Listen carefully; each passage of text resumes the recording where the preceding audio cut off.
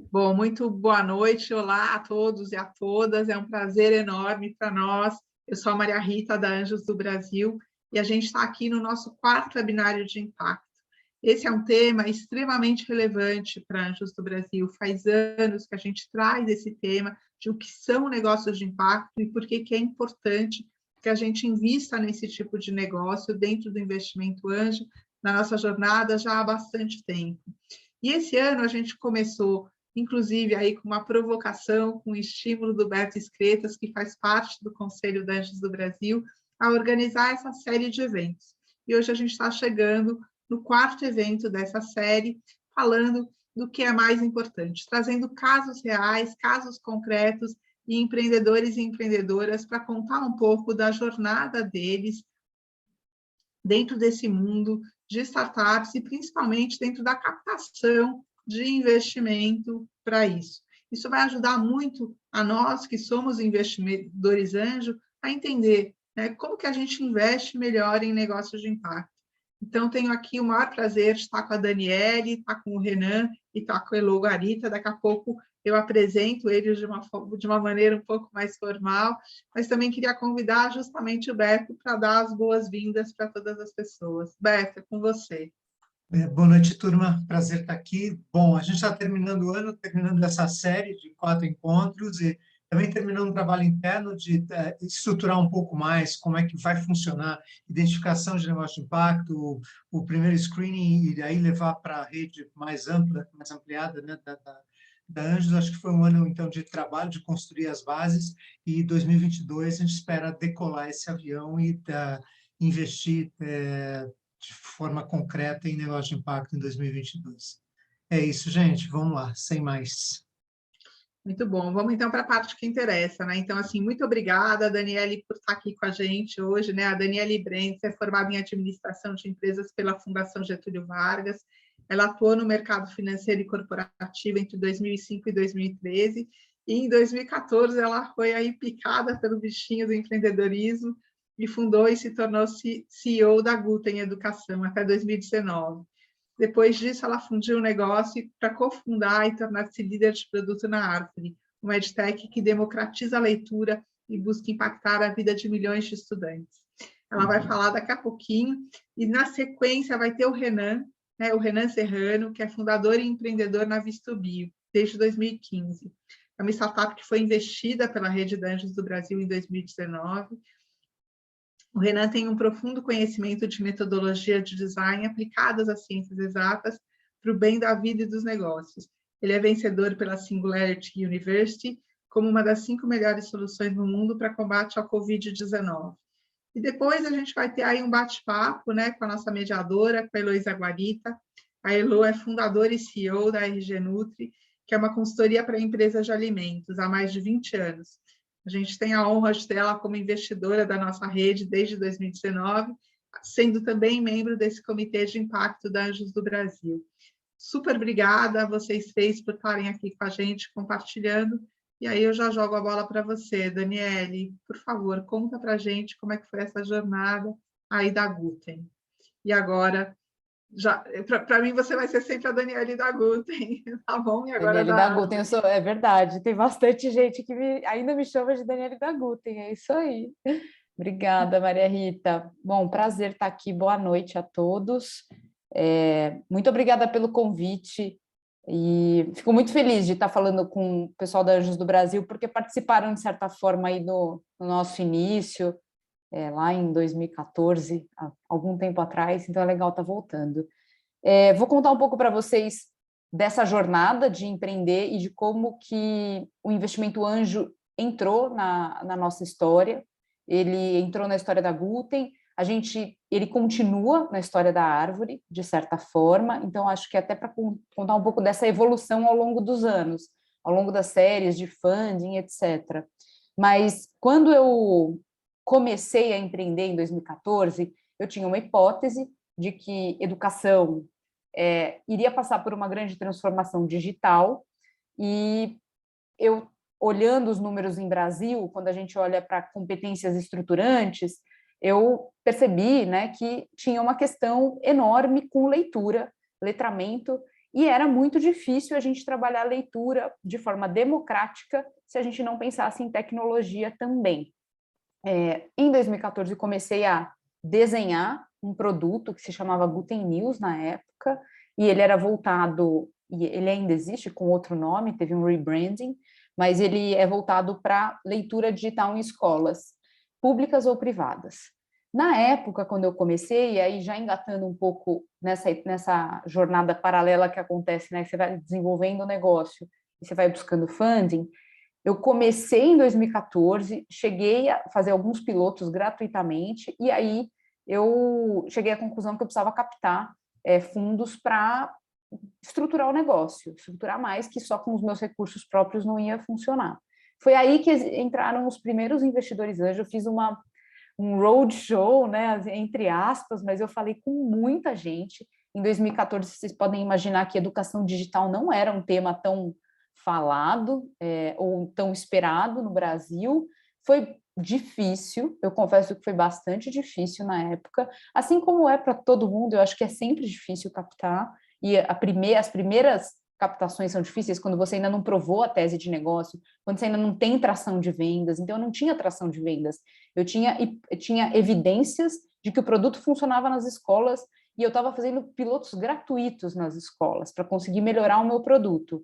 Mas eu tive ótimas entradas em instituições que trabalhavam com educação, que fomentavam startups. Então, eu apresentei na Anjos do Brasil, eu apresentei na Artemisia, eu fui acelerada pela Artemisia, foi quando eu conheci o pessoal do ICE, e aí eu trouxe 3 anjos, eu fiz na época de Guten, em 2015, eu fiz uma composição. A gente trouxe 3 investidores anjo, que eu até acredito que fazem parte da rede da Anjos do Brasil até hoje, mas eu também trouxe um investimento na época da Artemisia, que estava começando um fundo de investimentos para impacto. Eu acho que eles descontinuaram, mas a gente foi investido, e também estava em conversas com um fundo internacional, mas o fundo internacional ainda não tinha entrado na jogada porque era muito mais lento. Bom, os anjos foram fundamentais, e desde então eles continuam com a gente nessa jornada aí de 8 anos. O que aconteceu? A gente foi crescendo, foi trazendo novos investidores, de fato a gente cresceu o negócio, comprovamos o negócio no B2B, somos um B2B para escolas, então a gente vende para escolas particulares e públicas. Em 2019 a gente fez uma fusão com um competidor nosso, que é a Árvore, chamava Árvore de Livros, aí a gente fez um rebranding e tudo passou a se chamar Árvore.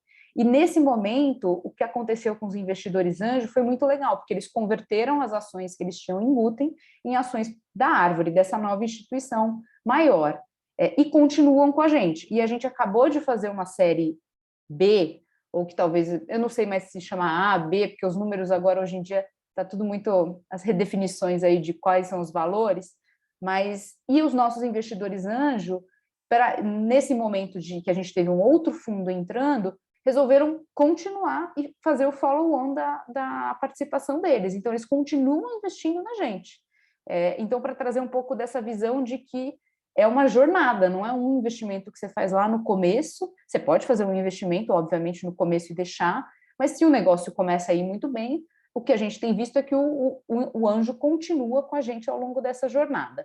E aí, para trazer um pouco de números e finalizar aí essa minha primeira fala, a gente hoje impacta 2 milhões de estudantes pelo Brasil todo, estamos em mais ou menos 3.500 escolas, a gente vende nossas plataformas digitais num modelo de subscription, de software as a service, para escolas públicas e privadas, somos B2B ou B2B2C, e a gente sempre, desde o começo, acreditou que a gente ia conseguir comprovar um modelo de venda sustentável no setor público, porque 80-85% das matrículas, do tamanho do TAM disponível no mercado de educação K12, que é a educação básica no Brasil, está no mercado público. Então, como que a gente ia desconsiderar esse tamanho de mercado?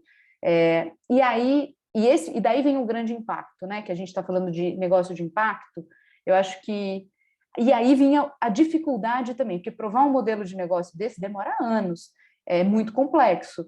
Demorou anos até a gente destravar isso e chegar nesses 2 milhões de alunos, nessas 3.500 escolas, num modelo sustentável e crescente. Mas os investidores que aportaram na gente desde o começo, e os novos fundos também, que são fundos de impacto, e temos fundos de não impacto, não com a tese de impacto tão forte, tiveram essa paciência ao longo do tempo para deixar a gente comprovar o negócio. Acreditaram nessa nossa hipótese inicial de que era possível sim. Então, levamos leitura digital aí para todos os estados brasileiros, para alunos de todas as faixas socioeconômicas, e estamos aí crescendo hoje somos 200 galhos e galhas, né? A gente se diz, somos árvore, então somos galhos, então somos 200 na árvore, e estamos crescendo, espero que cresçamos ainda mais. Não sei se eu passei muito do meu tempo, como aqui. Não, foi super incrível, assim, parabéns, Daniele, demais, assim mesmo, muito, muito bacana, e eu vi essa jornada, e eu vi realmente, assim, essa posição, né, dos investidores anjo como realmente anjos, né? E você, Renan, conta um pouco aí da tua história e da tua jornada para o pessoal. Tem que pagar no Bradesco, até Bradesco. Acho que um resuminho rápido, né? Eu me formei em design de moda na Santa Marcelina e eu tive a oportunidade de as criações que eu fiz gerar impacto assim estético para todos os países. Não pude desfilar na França, na Inglaterra. E aí com isso eu tive a oportunidade de estudar no Japão, na Espanha. E aí quando eu comecei a estudar de uma forma mais globalizada, eu entendi que a roupa em si não gera um impacto positivo para o planeta. E, né, que é uma coisa mais do ego, da aparência da pessoa. E quando eu tive esse acesso global, eu percebi que existem 7 bilhões de pessoas no mundo e cada pessoinha dessa tem um problema na rotina delas, 1 ou 2 ou 10. Então, em vez de a gente fazer mais do... O que me motivou foi um pouco melhor do que quando a gente chegou. E através disso, como eu trabalhava com moda, eu pude ver alguns problemas que já tinham nesse ambiente, que era, por exemplo, o hábito das pessoas de lavarem as roupas, né? Ninguém se suja de café diariamente, ninguém derruba ketchup na roupa todo dia, mas no final do dia todo mundo pega essa roupa e coloca no cesto de lavar. E eu comecei a ver o impacto que isso causava no meio ambiente, de lavar essa roupa todo dia, do impacto na própria roupa e o porquê isso causava.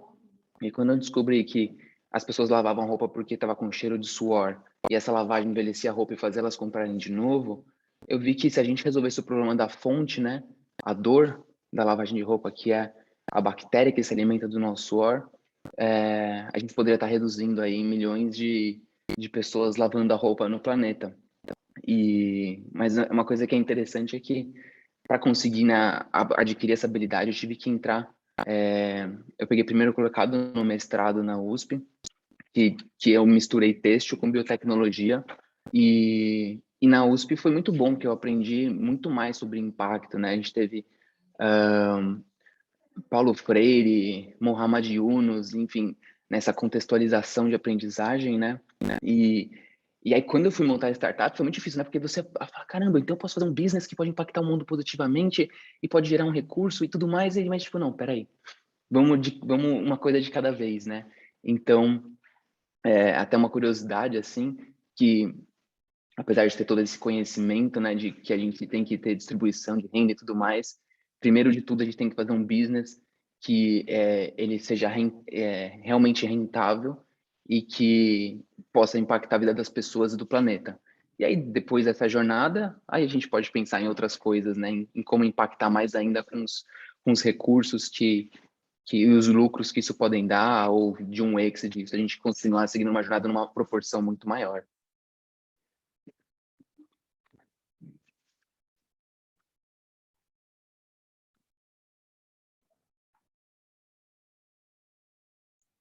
Que bacana, Renan, acho que é muito legal, né? E acho que eu vou passar a bola para a Elô, mas que ela vai conversar aí com vocês dois, mas eu quero depois que você conte para a gente também um pouco assim de como os investidores participaram aí dessa tua jornada, né? Porque acho que teve toda uma jornada de construção mesmo, desse projeto inicial, dessa ideia, né, de uma startup, aí de uma patente e tudo, mas como é que te ajudaram a construir o negócio? Acho que isso é um baita estímulo para os investidores também.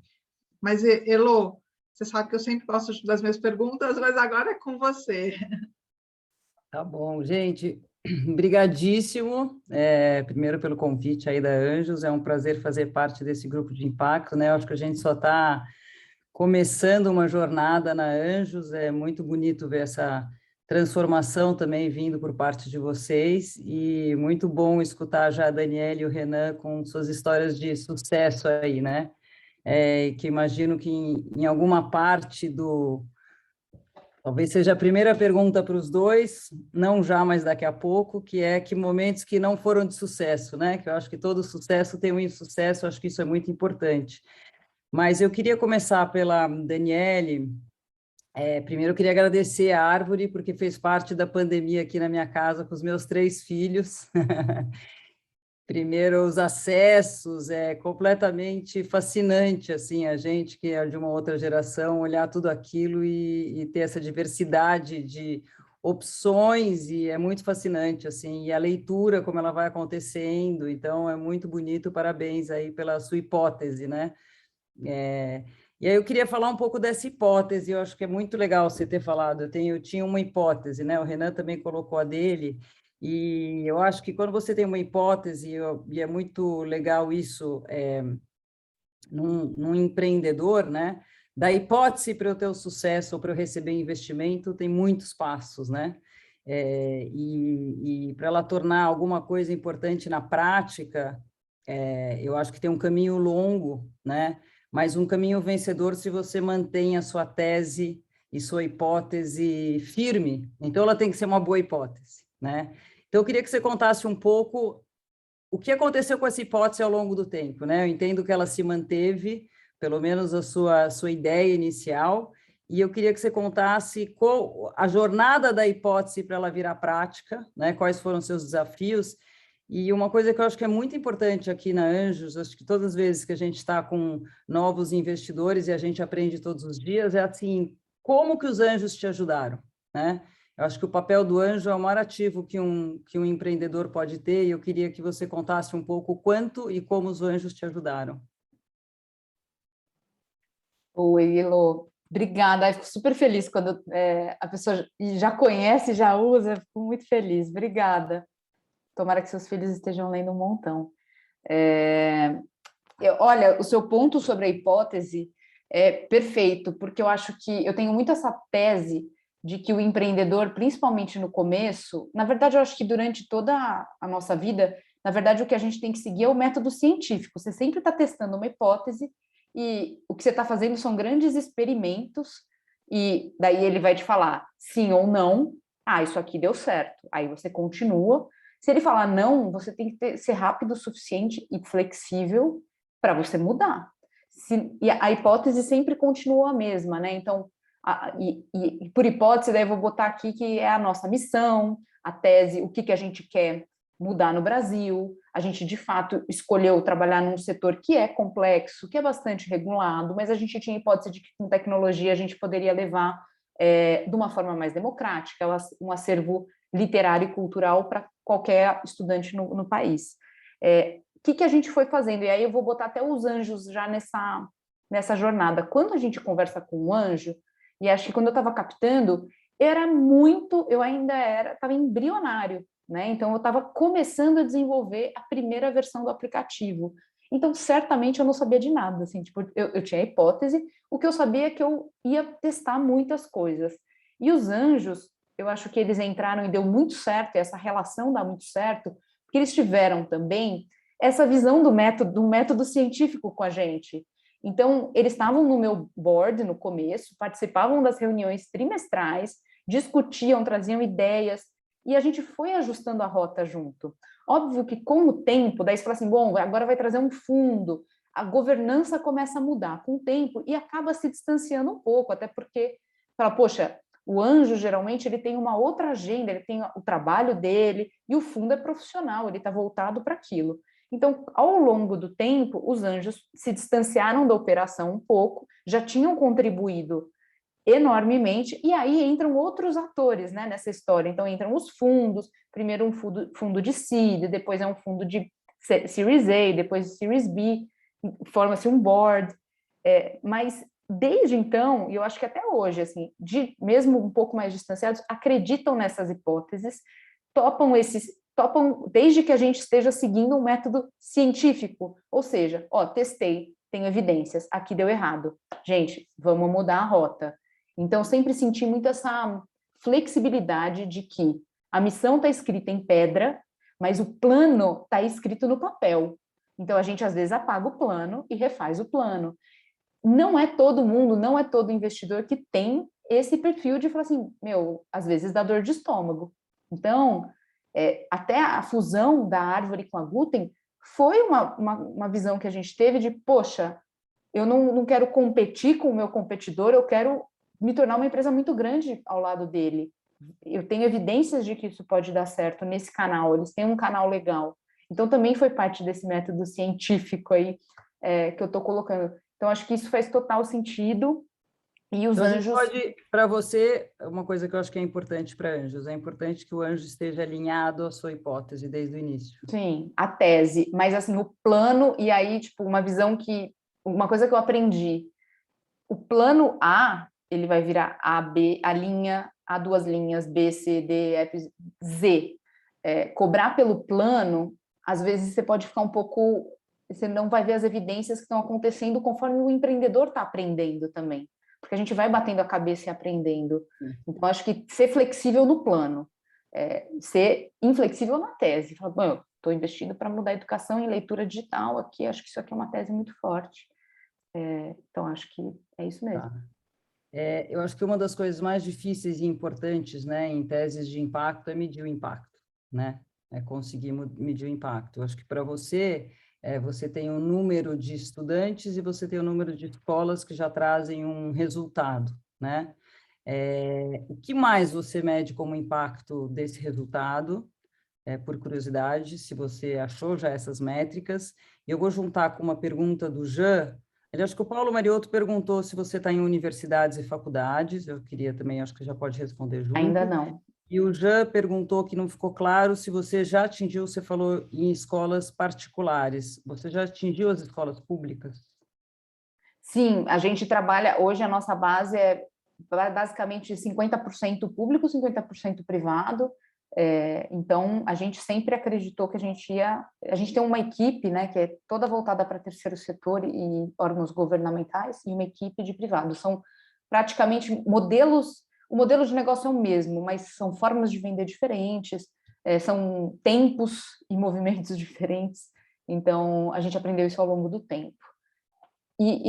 Qual que foi a primeira pergunta? Como você conseguiu ajustar a medição de impacto, né? Como que você mede isso hoje? E se é só por número de estudantes impactados ou você tem mais algum índice KPI que você acha importante?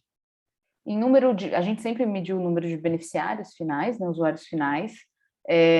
A gente tem um problema com a nossa tese, que educação é aquilo que a gente tem um investimento no curto prazo e um benefício que às vezes é indiferido no longo prazo, acumulado.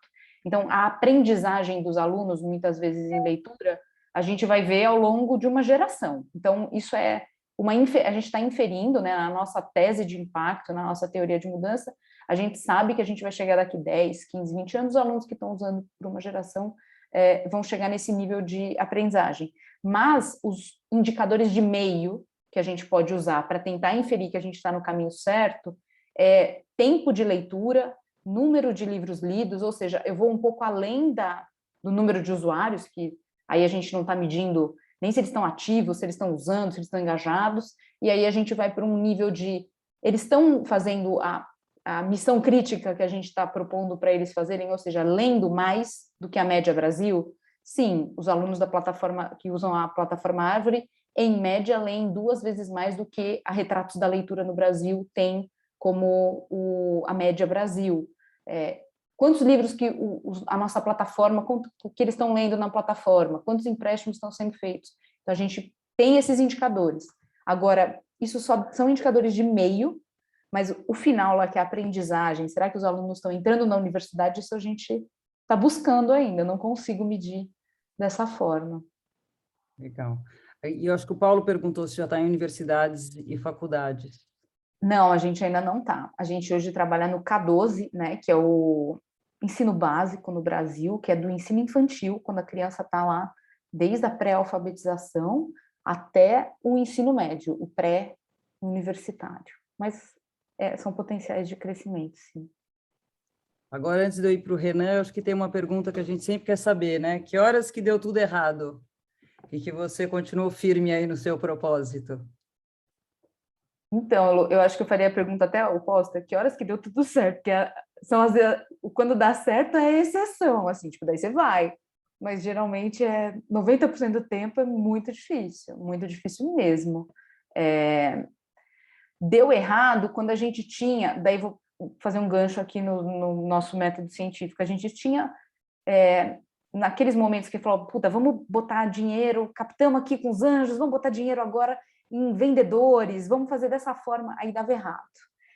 Foram inúmeras vezes isso. Aí a gente não sabia se era um negativo ou um falso negativo. Então, várias vezes eu tive que bater no peito, e acho que foram as coisas mais difíceis, né? Aí é um embate, né, entre quem está lá, tipo, fazendo funding e o empreendedor, porque eu estava falando, é um falso negativo. A gente só tem que mudar isso aqui porque vai dar certo. E o pessoal falou, não, isso aqui é um negativo. Tinha horas que era errado mesmo, bati a cabeça, gastei dinheiro, jogamos dinheiro fora, e aconteceu, e teve horas que estava certo.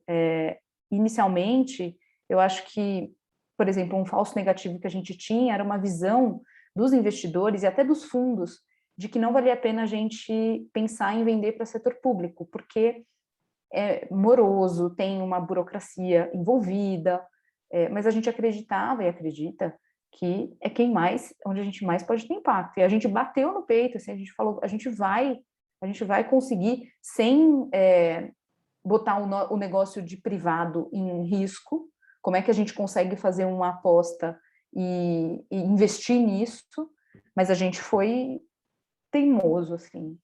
Mas para te responder, assim, 90% do tempo é muito difícil. Continua sendo, tá? Então, eu vou perguntar para você e também queria que o Renan falasse depois disso, daí a gente já passa para o Renan um pouquinho, pode ser de 2014, né, que eu acho que a gente já tem um tempo aí de vida, mas que momento vocês acham que estamos hoje de valorização de negócios de impacto, né? O que vocês viram de evolução aí na valorização do negócio de vocês para impacto perante ao investidor, perante aos fundos, enfim, né? A gente está num momento aí super se falando de ESG, se falando de impacto, mas na realidade isso teve uma evolução. Eu queria que você falasse um pouco desse momento que você viu isso evoluir, que momento que a gente está hoje, né? Que Brasil é uma coisa, mundo é outra, enfim. Eu acho que, assim, é outro cenário, assim, em 2014, a gente estava falando com acho que os early adopters dessa tese, né? Então, tinha pouquíssima gente falando de impacto, e, na verdade, eu acho que ainda existia aquele debate, é impacto ou resultado financeiro? E por muito tempo eu vi muitos debates, né? Mas se vai focar no impacto, não vai dar resultado. Eu acho que a tese mudou, a visão mudou para o seguinte, que talvez alguns setores de impacto, eles lidam com problemas que geralmente são complexos e sistêmicos. Então, eles são mais demorados, às vezes, de resolver e de engrenar. Então, você tem que ter um pouco mais de paciência, mas não quer dizer que o retorno vai ser menor. Inclusive, você pode ter retornos enormes, porque são bolsões que todo mundo tinha medo de trabalhar, que ninguém investia, que estão lá com pouquíssima, paupérrimos de atenção. Então, eu acho que são enormes oportunidades. Mudou a visão de alguns investidores, mas o que eu vejo o cenário de liquidez no mundo, no Brasil, e também essa onda do ESG, que eu acho boa, né, por um lado, mas eu acho que não pode ser só uma moda, entre aspas, né? Tem que ser uma coisa mais sustentável. Fizeram com que muito mais gente estivesse olhando para impacto, olhando para fundos de impacto, nascendo fundos de impacto. Eu acho isso maravilhoso, ótimo. Desde que daí todo mundo que está entrando nessa onda também entenda que estão entrando em teses um pouco mais complexas e um pouco mais, uns problemas mais cabeludos. Então, acho que essa a minha visão, super positiva, mas demanda uma certa educação desses setores que estão sendo trabalhados com impacto. Tá bom. O Jean perguntou, vou deixar para o Renan, que já ficou com vontade de responder aqui pelo chat. Se as pessoas realmente olham para impacto ou olham para impacto com boas previsões de lucro. A gente está no sistema capitalista, né? Então não dá para fugir do lucro. E emendando ali na pergunta última que você fez para a Dani, né? A entrada do ESG e principalmente da Covid fez com que todo mundo, né, colocasse isso como um assunto na pauta obrigatório. Mas para mim, assim, eu gostaria que todo mundo visse impacto e sustentabilidade como ética, né? Algo de base, que você sai da primeira série ali da escola já sabendo o que é ética, já aprendendo a respeitar seus amiguinhos e a respeitar o seu planeta, né? E a fazer algo mais útil da sua vida, né? De você morrer deixando um legado ou você viver para os outros, né? Viver, isso traz muita satisfação, né? Então você consegue gerar lucro no sistema capitalista e você traz um sentido para sua vida quando você faz isso por outras pessoas.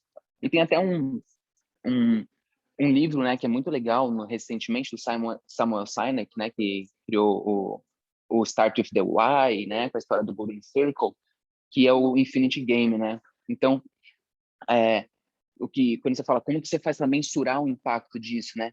Eu acho que a gente não tem que vender o impacto para o usuário, a gente tem que vender a solução da dor dele, né? E a gente que tem esse why muito claro, a gente entende que isso vai acontecer, não importa através de qual produto a gente vai fazer, né? E aí fica mais claro porque não é tanto a tese, não é tanto a hipótese, é mais o princípio, né? Como princípio de negócio. E claro que tem outros que não tem e dão super certo, que é a moda do copycat, né? E nesse livro ele traz isso muito bem, assim, quando a Microsoft resolveu copiar o iPod, ficou muito melhor que o iPod, e 6 meses depois a Apple apareceu com o iPhone e destruiu tudo, né? Então, porque você tem sempre um why muito, muito forte, e claro, a Apple ainda tem muito a entregar nessa parte de sustentabilidade, né? Ainda é uma falha muito forte deles.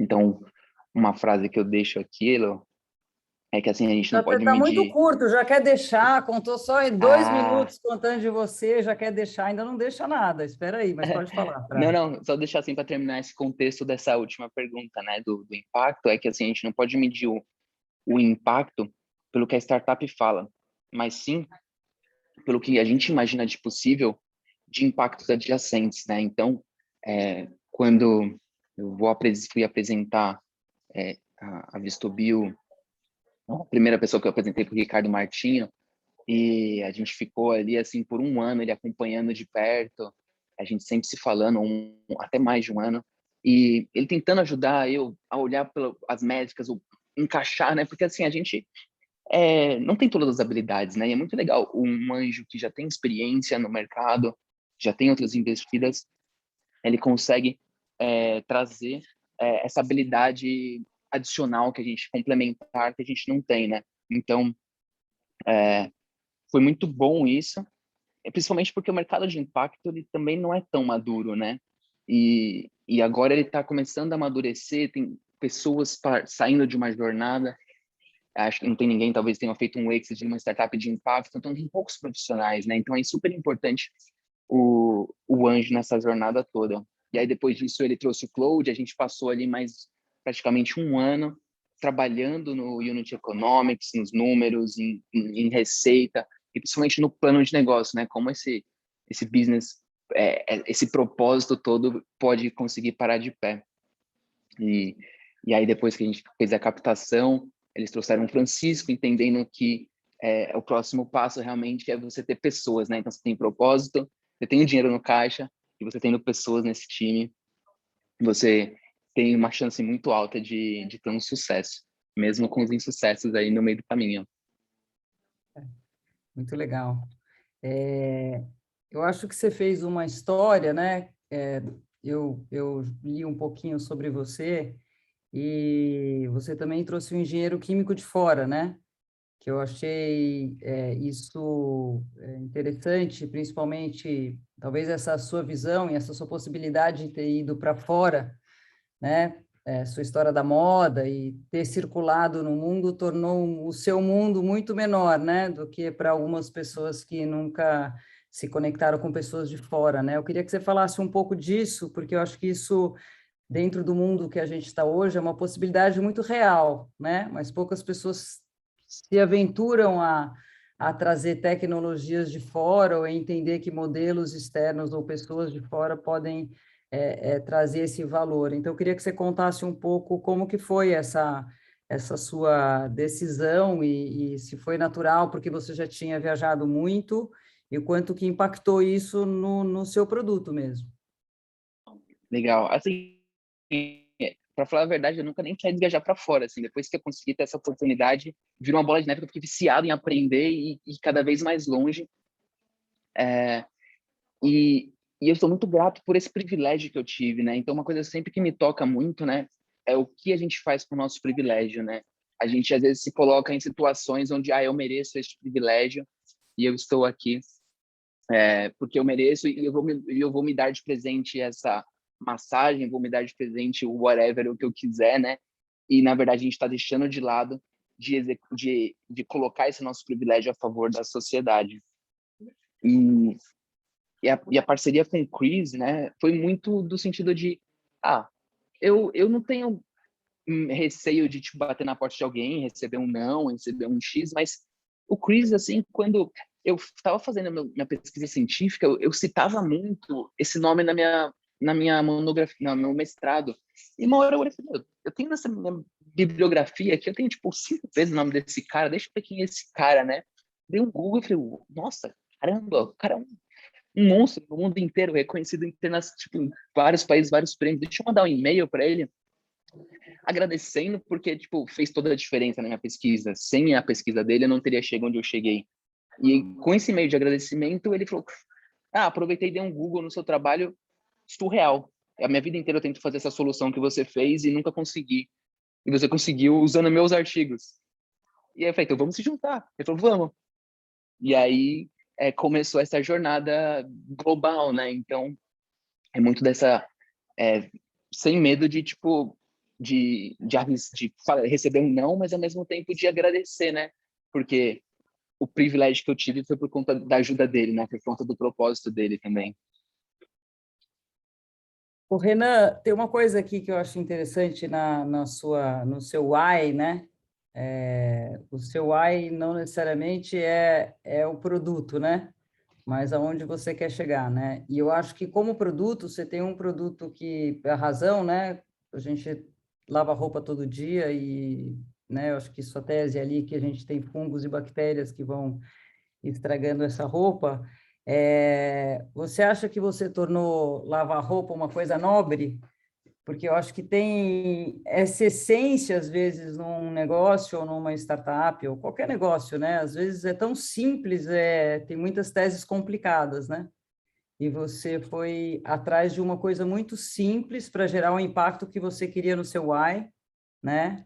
E você transformou isso através de uma coisa. Talvez você poderia até ter feito outras, né? Mas eu acho que você tornou isso nobre, né? Claro que com a ajuda do Claude fica tudo mais fácil, né? Mas eu queria que você falasse um pouquinho disso. Eu não sei dizer se eu tornei isso nobre, mas esse ponto que você falou de olhar para as coisas de uma forma simples, acho que é o principal, né? Isso a gente enfrenta todo dia numa startup, né? Todo mundo vem com uma hipótese super complexa e tem vários caminhos e você tem que ir simplificando, né? E tanto que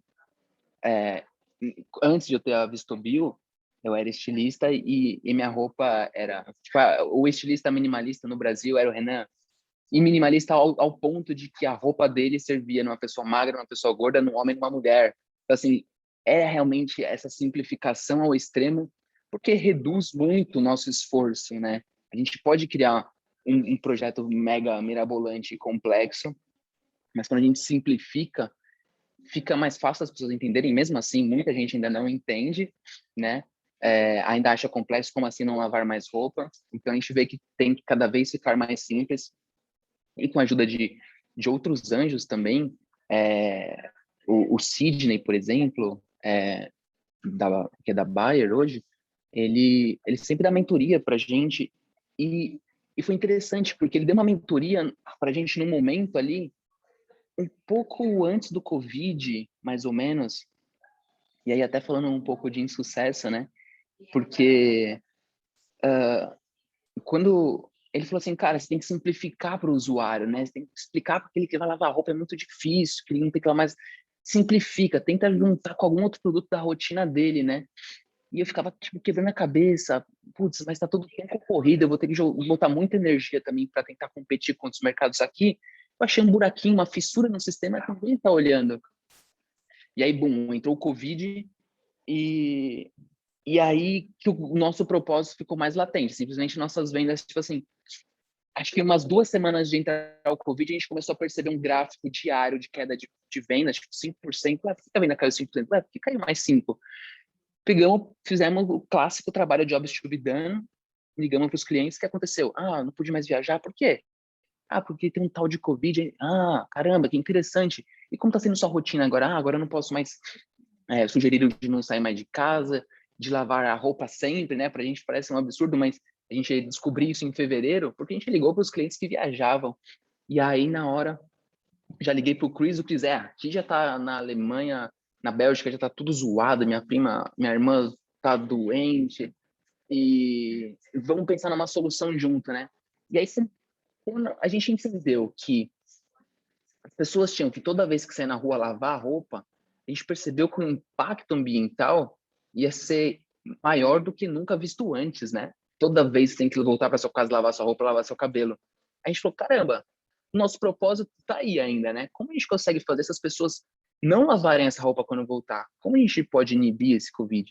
E a gente pegou nossa tecnologia, testou contra o Covid, e aí ela tem uma proteção, tipo, absurda contra o coronavírus por vários meses na roupa, e aí a gente ganhou um prêmio na Singularity University por isso. Hoje a gente toda vez que tem evento da Singularity no Brasil, eles chamam a gente. Então, de novo, né, o propósito saiu dali, a gente adaptou, já simplesmente colocou na gaveta o produto para não lavar mais a roupa, com o conceito de ser mais prático e viajar, e falou, cara, para, agora você não precisa mais lavar roupa toda vez, sabe? Tá tranquila. E aí, bum, disparou, assim, a venda explodiu, assim, a gente saiu de 20 mil por mês, teve um mês que a gente vendeu, tipo, 100 mil em um dia, e aí, o coronavírus, a gente falou, cara, vai acabar. Então, vamos já identificar qual a próxima dor do usuário? Aí a gente entendeu que a dor ali do usuário era o desodorante, quando ele tinha que, ele não precisava lavar a roupa, mas às vezes a roupa no final do dia estava com o cheiro do desodorante que ele usava. E aí, a gente falou, tá, a gente tem esse produto que mata o coronavírus. Provavelmente ele vai matar a bactéria do mau odor. Então, vamos botar ele na piscina para ver o que acontece. E aí aconteceu que resolve mesmo o mau odor. Meu Deus do céu. Vamos desenvolver um protocolo. A gente, tipo, ainda está no estado MVP, mas a gente saiu desse faturamento de 20 mil, a gente está batendo 1 milhão no mês de venda, por conta disso, né? Dessa gana, assim, de tipo, cara, a gente vai resolver o teu problema, a gente vai alcançar o nosso propósito, no matter o que a gente vai fazer. E aí, agora, a gente chegou num momento onde a gente entendeu que o próximo passo é o antitranspirante. E agora a gente está criando um adeus antitranspirante, de novo, fazendo pequenos ajustes na formulação, usando novas tecnologias que têm novas pesquisas científicas para conseguir fazer o usuário ter uma regulação equilibrada e assim não precisar mais ficar passando nenhum produto no corpo com tanta frequência e que não seja saudável para a saúde a longo prazo e muito menos para o planeta. Maria Rita, obrigada. Maria Rita, acho que você podia repetir sua pergunta que ficou lá atrás, só para a gente reviver ela aqui. Não, super obrigada, Elo. Acho que, na verdade, o Renan já foi contando aí um pouco no meio do caminho, né, da importância da construção dos anjos na construção do negócio, né? Uhum. Porque quando a gente conheceu o Renan, ainda era muito mais um produto do que uma startup, um negócio. E acho que ele contou um pouco essa história aí, né, do papel do Ricardo Martinho, depois do Claude. Mas se você quiser contar um pouco mais também, acho que fica super bacana, Renan. Eu acho que, por exemplo, uma prova de que essa jornada do anjo ela não acaba é que muitos anjos eles saíram do papel de anjos e começaram a virar advisor e estão indo para a gente está indo para a série A agora e eles estão entrando mais full time na nossa operação, que a gente vê que realmente eles têm skills que vão ajudar a gente a atravessar de uma série A para uma série B. Hoje a gente está na casa do Francisco, a gente trouxe o time todo aqui, a gente está fazendo, a gente sempre faz uma semana por mês, o time é todo remoto, mas uma semana por mês a gente se encontra em alguma praia, em algum lugar. Dessa vez a gente veio se encontrar na casa do Francisco para ter essa mentoria de gestão e gente, enfim, de propósitos, todo mundo está vinculado aqui junto.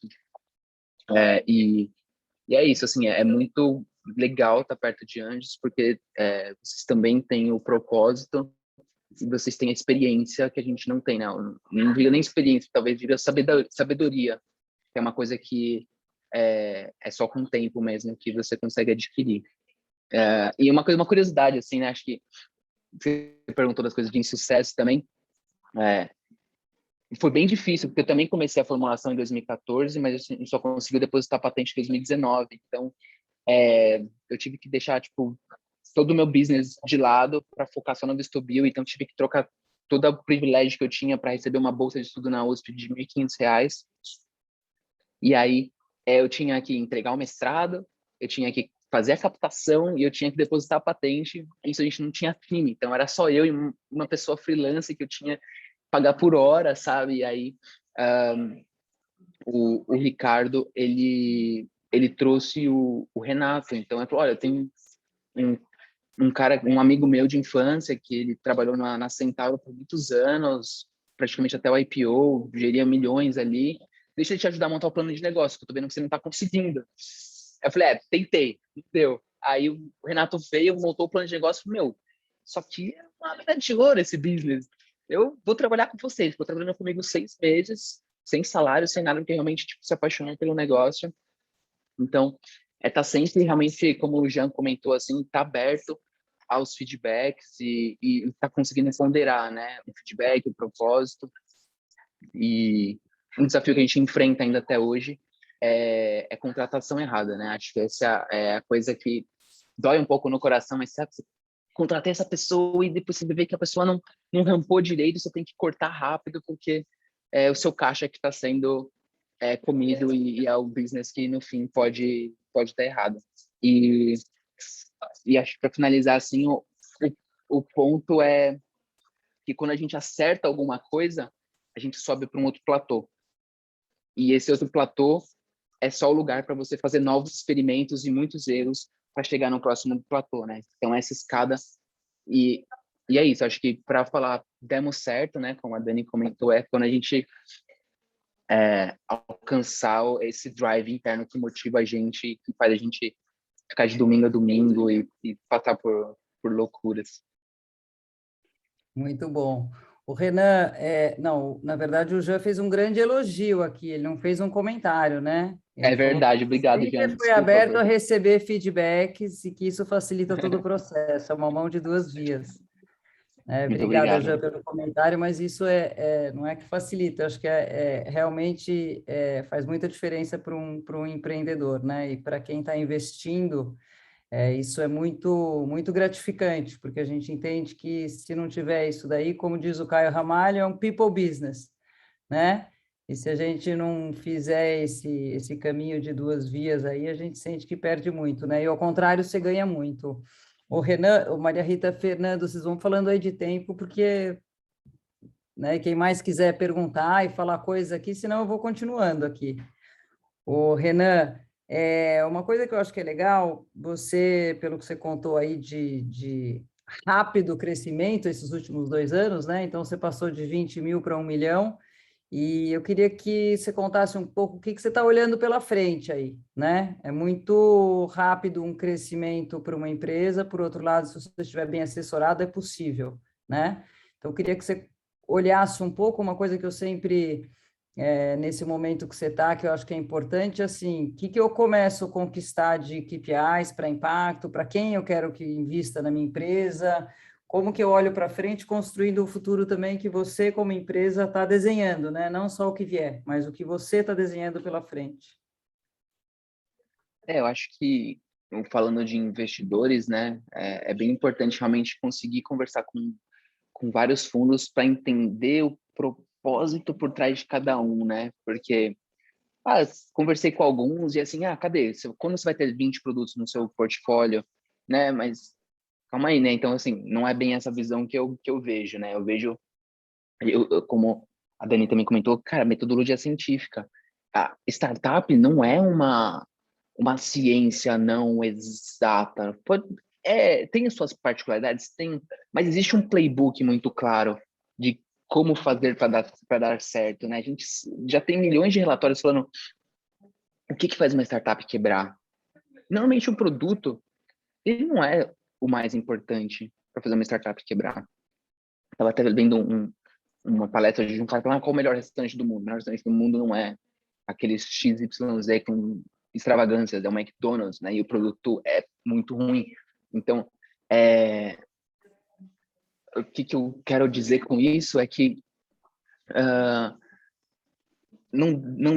tipo, quando a gente tô falando com os investidores, eu tô extraindo ali deles também como eles veem o endgame do dinheiro deles. E tem muitos, a maioria só tá falando, cara, só quero grana, vai lá, faz uma marca mais bonita que aquela, faz um produto igual àquela, mais barato, vamos comer o mercado dela.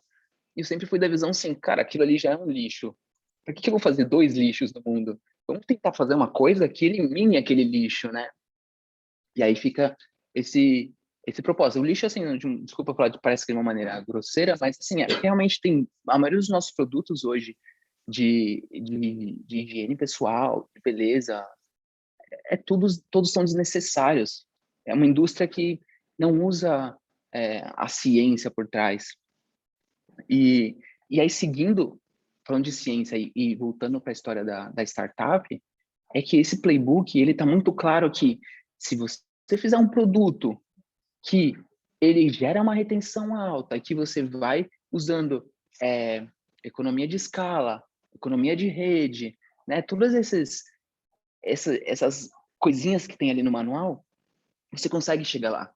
E aí, o que a gente está vendo? A gente pega esse produto e vai melhorando conforme o usuário vai evoluindo, conforme o usuário vai mudando, conforme ele vai exigindo novas coisas, a gente tem muito mais chance de dar certo, porque a nossa comunicação toda fica afiada a resolver dores, né? E não vender features, e não vender mais um do outro. Então, a gente enxerga aqui nesse roadmap, a gente vai escalar nesse mercado essa categoria de antitranspirante, ela é tipo 50 bilhões de reais, é maior que muitos mercados. E, generalizadamente, as pessoas têm todas a mesma insatisfação. No final do dia, eu estou com cheiro, estou com um corpo desconfortável, preciso tomar um banho urgente, minha roupa está com cheiro, vai para o cesto. Só que meio que normalizou para as pessoas, né? Elas esqueceram que isso é um problema e que há solução. E aí, vamos dominar esse mercado, mas ao mesmo tempo vamos ser mais uma startup de dados, né? Então, uma startup sem dados, acho que não é uma startup. Então, desde o dia zero, a gente coleta dados dos usuários. Tipo, eu sou bem assim, enfático, o cliente, ó, eu só vou te entregar a sua compra se você me responder esse formulário, senão cancela a tua compra, a gente fica putaça e cancela a compra. Mas assim a gente consegue realmente melhorar o produto constantemente, mapeando os dados desses usuários. E a gente fez um produto para ajudar contra coronavírus, que foi um hardware que você pluga aqui no celular e você consegue colocar sua saliva e detectar se você tem coronavírus. E, de novo, foi uma coisa muito despretensiosa. A gente falou, cara, a ciência está aqui, não vai gerar esforço nenhum nosso, porque já está pronto. Vamos pegar isso só e gastar 5, 10 mil ali para fazer um MVP e colocar no ar. E funcionou. foi comprovado em hospital, já tem parceria com DASA. E a gente falou, aqui começa a nossa jornada de dados agora. Porque além de a gente vender direto para o consumidor final e ter todos os dados da jornada dele, da experiência dele, a gente também passa a estar do lado dele, em casa, no celular, e não só para coronavírus, mas para qualquer tipo de detecção de bactéria na pele, de tosse, do que você quiser. Então, a gente começa a ter dados mais amplos e demográficos de quais são as doenças que estão espalhadas em quais regiões, como isso pode ser resolvido, como estão resolvendo, e, ao mesmo tempo, também criando uma comunidade em volta disso, porque a higiene pessoal em si, ela é muito passada de mãe para filho, né? E nem sempre são as melhores práticas. Então, criando uma comunidade online nesse aplicativo, a gente consegue fazer com que as pessoas tenham... como tem os influencers do LinkedIn, né, os creators do Instagram, a gente coloca pessoas ali para aparecerem, para ensinarem as outras como forma de busca de conteúdo, mas também elas começam a ser monetizadas por isso. Então, a gente fecha esse ciclo da metodologia. A possibilidade de trabalhar com dados, né, a partir do que você tem, que eu acho que é muito legal. E acho que é outro assunto muito bom aí, que também não vai dar tempo, né, Maria Rita, para a gente falar agora, é sobre comunidade. Eu acho que a gente já são 19h58. Eu queria ficar perguntando muito mais coisas para vocês dois, escutar toda essa experiência, mas eu vou passar aqui para a Maria Rita, né? Fazer as palavrinhas finais, porque ela gosta de terminar as coisas no tempo certo, senão eu vou levar bronca.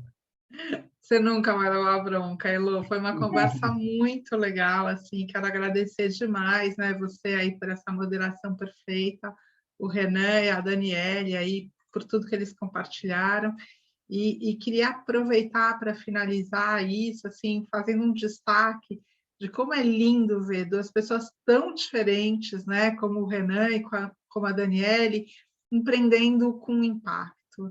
Eu acho que isso é uma coisa muito importante para a gente, né, como investidor anjo, o quanto a gente tem que se despir de uma série de visões de qual é o perfil de um bom empreendedor ou de uma boa empreendedora, né? A gente vem com isso porque a gente construiu, né, a partir da nossa vivência em sociedade, quais são os tipos de pessoas que têm sucesso. Quando a gente entra para o mundo de startups, a gente já tem que fazer essa desconstrução. E na hora que a gente adiciona esse elemento tão fundamental, que são pessoas que, mais do que só quero construir um negócio que resolve um problema no mundo, quero construir um negócio que resolve um problema no mundo, criando impacto, então um problema que está aí destruindo o meio ambiente, ou não está impedindo uma série de pessoas de ter a vida que elas merecem e que elas podem ter, a gente tem que olhar para essas pessoas que empreendem maravilhosas, que a gente ama tanto e admira tanto, porque o que vocês fazem é incrível, com um olhar muito, muito, muito distinto e muito mais profundo, né? Ter aquela coisa assim de ter uma profundidade diferente e realmente mudar esses nossos preconceitos. E acho que vocês dois mostraram isso assim profundamente, o quanto são duas pessoas muito diferentes que estão conseguindo construir um negócio. Então, para mim, foi uma construção enorme de olhar isso e ter essa visão super clara. Então, muito obrigada aí, Renan e Daniele, e assim, obrigada, Elô, por uma moderação realmente maravilhosa. E é isso, pessoal. A gente chega aí ao final, né, dessa nossa série, e o ano que vem tem mais. Super obrigada. Muito boa noite. Obrigada a vocês, gente. Super obrigada.